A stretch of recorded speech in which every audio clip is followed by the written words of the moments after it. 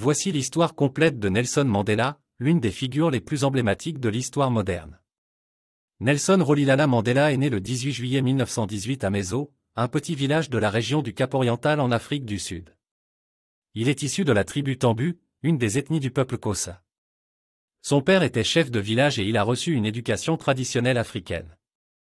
Mandela a demandé le droit à l'université de Fort Hare et a obtenu son diplôme en 1942. C'est là qu'il s'est impliqué dans des mouvements étudiants et a commencé à développer un intérêt pour la politique. Il a ensuite poursuivi des études de droit à l'université de Witwatersrand à Johannesburg. Dans les années 1940, Mandela rejoint le Congrès national africain, ANC, une organisation politique qui lutte pour les droits des Noirs en Afrique du Sud, confrontée à la ségrégation raciale et à la politique d'apartheid, un système de discrimination raciale institutionnalisé par le gouvernement blanc. En 1952, Mandela ouvre un cabinet d'avocats à Johannesburg avec Oliver Tambo, un autre avocat et ami proche.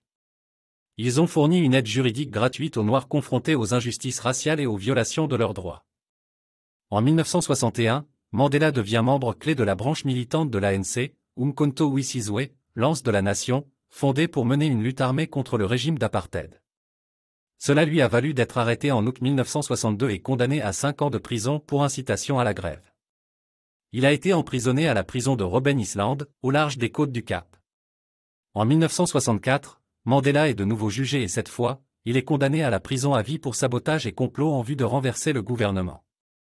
Il a passé les 27 années suivantes de sa vie en prison, devenant le symbole de la lutte contre l'apartheid à l'échelle internationale. Pendant son incarcération, la pression internationale pour la libération de Mandela et la fin de l'apartheid s'intensifie. De nombreuses personnalités internationales et organisations ont appelé au boycott économique de l'Afrique du Sud, mettant ainsi une pression supplémentaire sur le gouvernement sud-africain. En 1990, le président Frédéric de Klerk annonce la libération de Mandela et d'autres militants emprisonnés, et l'interdiction de l'ANC est levée. Mandela est libéré le 11 février 1990, suscitant une vague de célébration et d'espoir à travers le pays.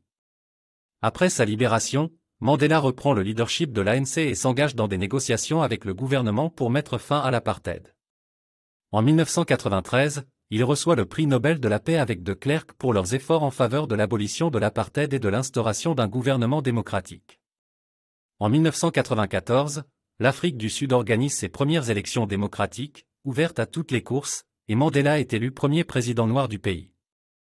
Il prône la réconciliation entre les différentes communautés et supervise la mise en place d'une nouvelle constitution et de politiques de réconciliation nationale.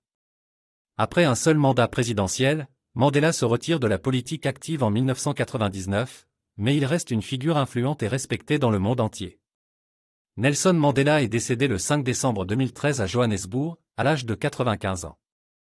Son héritage perdure en tant que symbole de la lutte pour la liberté, la justice et l'égalité raciale.